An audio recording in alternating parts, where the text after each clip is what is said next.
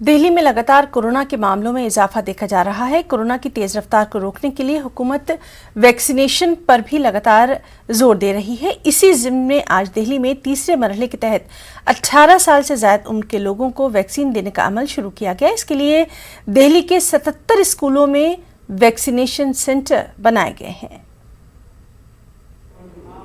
बहुत अच्छा लग रहा है, थोड़ा कॉन्फिडेंस महसूस कर रहा हूँ। जिस तरह की परिस्थितियाँ थी, वैक्सीन लगने से लगा कि शायद अब कुछ ठीक हो जाएगा। मैंने रजिस्टर कर लिया था जिस दिन चालू हुआ था रजिस्ट्रेशन, 28 या 29 को जिस दिन चालू हुआ था उस दिन मैंने रजिस्टर कर लिया था।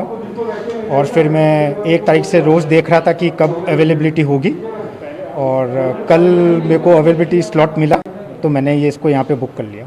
कल रात को रजिस्ट्रेशन हुआ और मॉर्निंग में वैक्सीनेशन के लिए आ गए कि to save ourselves from this, कि अभी तक बचे हुए हैं तो आगे के टाइम पे भी बचे हुए रह सकें और अपनी फैमिली को बचा सकें। अभी तो कॉन्फिडेंट लग रहा है कि चलो 1 डोज और लग जाएगी 1 महीना बाद में, then it's done, we are safe. बहुत बढ़िया, बिल्कुल पता नहीं चला कि वैक्सीन लगी है, लेकिन थैंक यू वेरी मच। इस कोविड के टाइम पे आप लोग इतना हेल्प कर रहे हैं और आप लोग सच में कोरोना वॉरियर्स हैं।